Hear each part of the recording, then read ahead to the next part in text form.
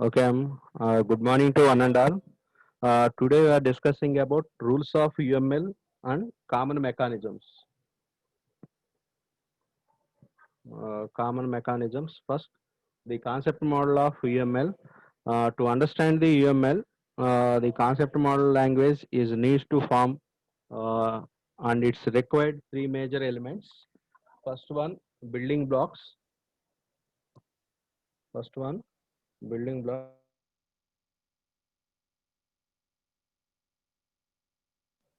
First one, building blocks of UML. Second one is rules. Third one is common mechanisms. Okay, first one rules, the building blocks of UML. It is there are three building blocks of UML. First one things, second one relationships, third one diagrams. That is they already discussed things, relationships, and diagrams. Next one rules. That is the rules that dedicate how these building blocks. That is the building blocks may put together, means how the structural things put together, how the behavioral things put together. It is how the classes put together. It is how the one class is communicated with another class. It is called how the building blocks may be put together. Next one, third one, common mechanism. It is the common mechanism that applies throughout the UML. So the three major elements in UML, it is unified modeling language. First one, building blocks. Second one, rules. And third one, common mechanisms. So already we are discussing about building blocks. Next one, the rules of UML. It is the rules of UML means the UML has number of rules that specify well-formed model. It is the UML has semantic rules for names and scope and visibility and integrity and execution. That is okay. The UML has semantic rules for names. Some semantic rules for names. Some semantic rules for specifying the scope and rules for visibility, and next one is the rules for integrity and rules for execution. So the rules of UML is the rules for name. It is name only for things, relationships, and diagrams. That is what you call things and relationships and diagrams. So in UML language, the names for it is the names for things. Things means anything, that is structural things or behavior things. Name.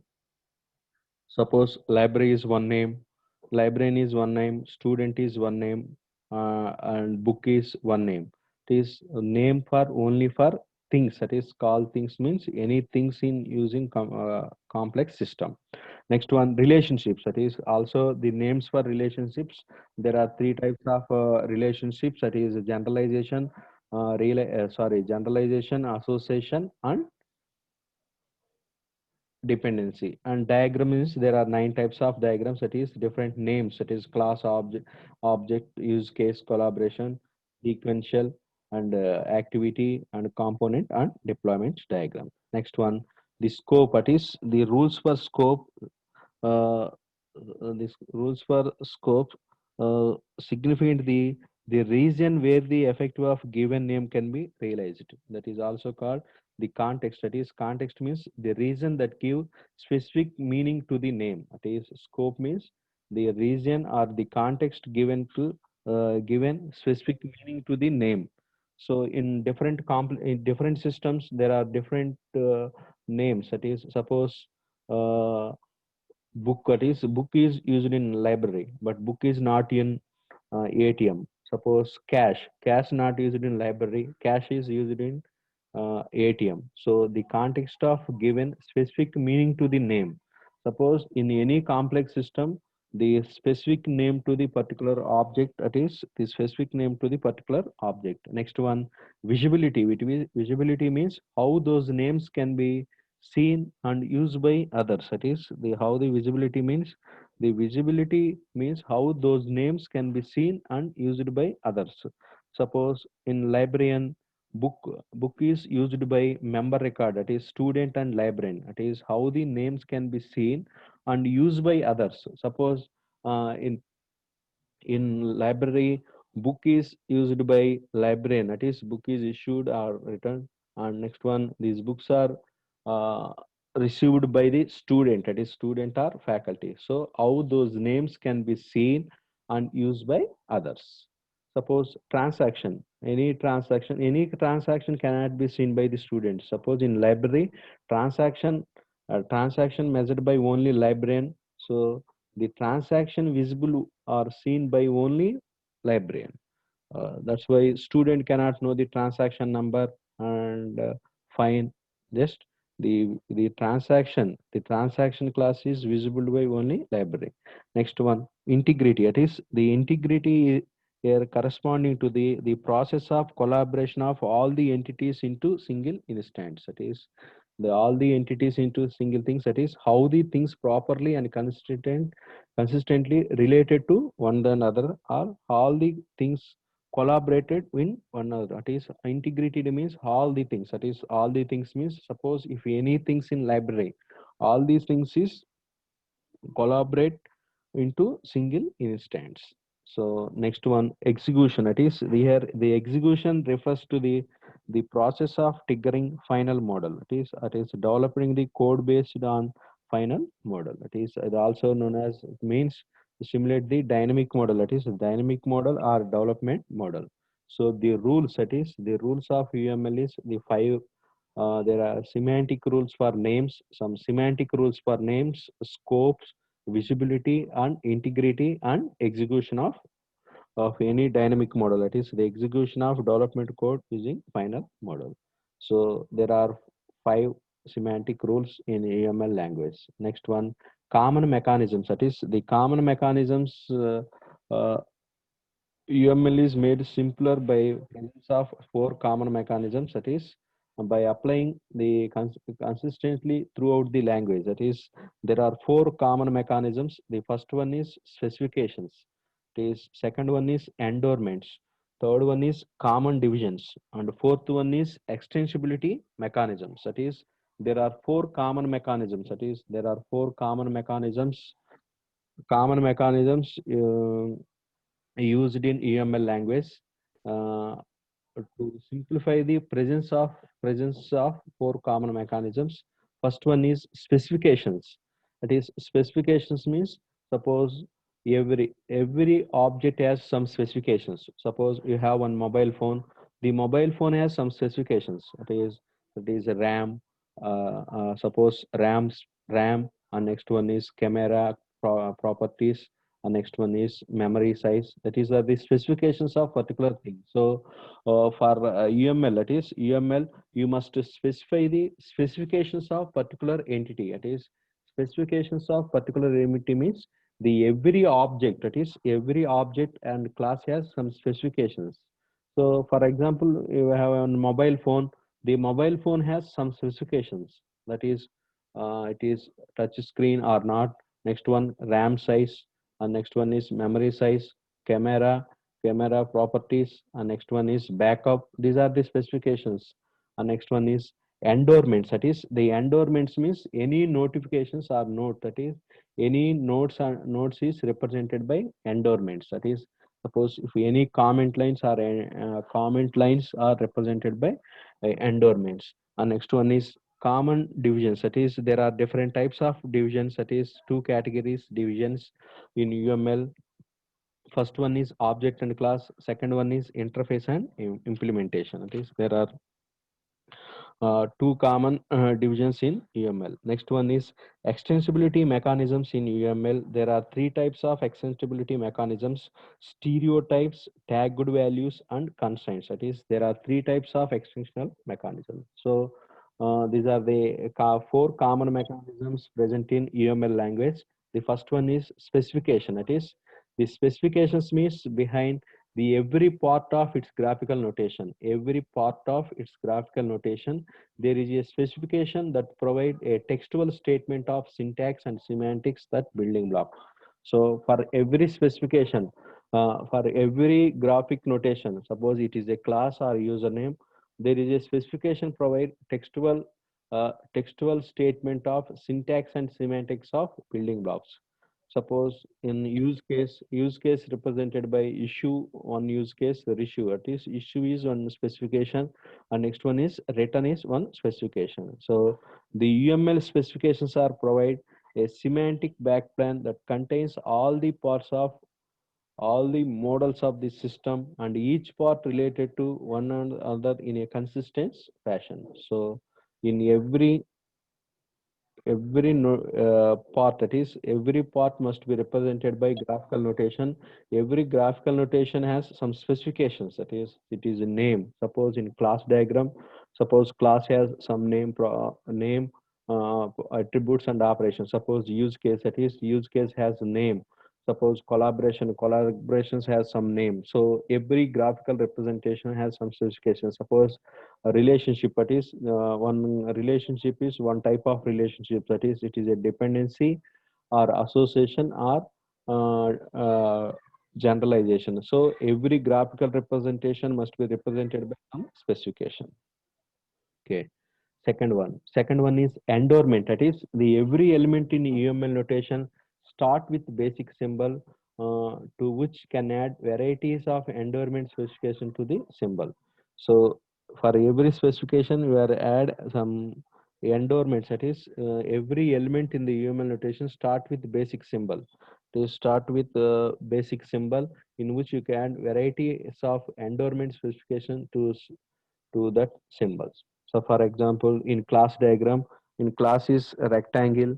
In rectangle, suppose first represents name, and second one, that is the second one represents attributes. Suppose in Java language, you are using different types of variables, that is public variables and private variables and protected variables. So some names is starting with plus, some names is starting with minus, some names starting with s. Suppose plus represent, it is plus name represent, it is public variable. Next one minus represent, minus some variable represent, that is private variable. Ash, that is ash variable is represent private. Suppose every name, it is every name can be added with the special symbols. Next one, note is another type of endowment. That is the notes are the most important kind of endowment that stand alone. Note is a graphical symbol, represents the constraints and comments attached to the elements or collection of elements. So actually, every element in the UML notation start with basic symbol, that is plus minus, in which you add variety of endowment specification to that symbol. That is plus minus. It is public, private, protected. The another one type of endowment is note. Note is notes. Notes represent for graphical note for comment lines. It is represented by dog ear corner rectangle for comment lines and constraints. Now, you use the nodes to attach the information to the model, such as the requirements, observations, reviews, and explanation. So it is endowment, that is endowment. UML provide graphical representation for comments and constraints is called node. That is consider use a broker design pattern here. It is a one of the comment lines or specifications. So the second common mechanism is endowments. That is the endowments is added to the particular attributes or symbols or for comment lines. That is any comment lines. That is any comment lines for particular system or entire system. We are using note is one of the standard alone endowments. It is a graphical representation for represents a single element or collection of elements. So here it is endowment note.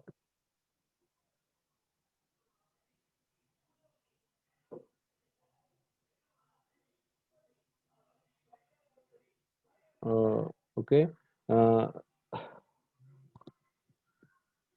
uh, Second one endowment, that is one endowment is note symbol. Okay, next one, common divisions. That is, in object-oriented programming system can be divided into many ways. There are two common ways for divisions. First one is the division of classes and objects. That is, the first one is the division of classes and objects. and second one is division of interfaces and implementation. The first one, the class, that is the class is an abstraction of group of similar objects. Next, the object is concentrate instant of class, that is instance that has actual existence in the system. So there are two ways for division. The first one, division of classes and objects. Here class, already you know class, and what is meant by object, that is the class is the uh, abstraction of group of similar elements, and object is concrete instance that have actual existence in the system. Next one, uh, division, that is the division of interface and implementations, that is the second, that is the second common division is interface and implementation. The interface is defined the rules of interaction, it is rules of interaction means the interface is a contact to carry out certain services, that is certain services and implementing the authorization of these services. So interface is the rules of interaction. Rules of interaction means how one object can be interact with another object, that is how one object is interact with another object. It is suppose in ATM and in TSM, the ATM only debit card customers or credit card customers can be interact with the ATM. So remaining, that is suppose Aadhaar card, that is with Aadhaar card you cannot draw the any money. It is by using debit card or credit card you can interact with ATM machine. Suppose if any customer have any customer have debit card or credit card, you can draw the money from ATM. Suppose if any person has Aadhaar card, you cannot draw the money from ATM. So you must interface. That is the interface defined the rules for interaction. That is the rules for interaction means how one object is interact with another object, that is how they are communicated with one another. And implementation, that is the implementation is concentrate realization of the rules defined in the interface.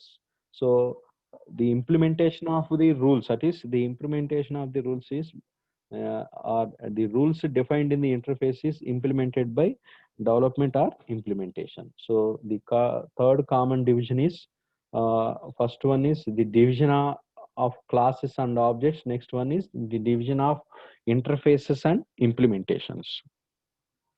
So the third common mechanism is common divisions. That is the common divisions. Next, fourth one, extensibility mechanism. It is the extensibility mechanism. The UML's extensibility mechanism is permit you to extend the language in control ways. That is, they extend the language in control ways. In extensible mechanisms includes the first one is stereotypes. Second one is tagged values. The third one is constraints.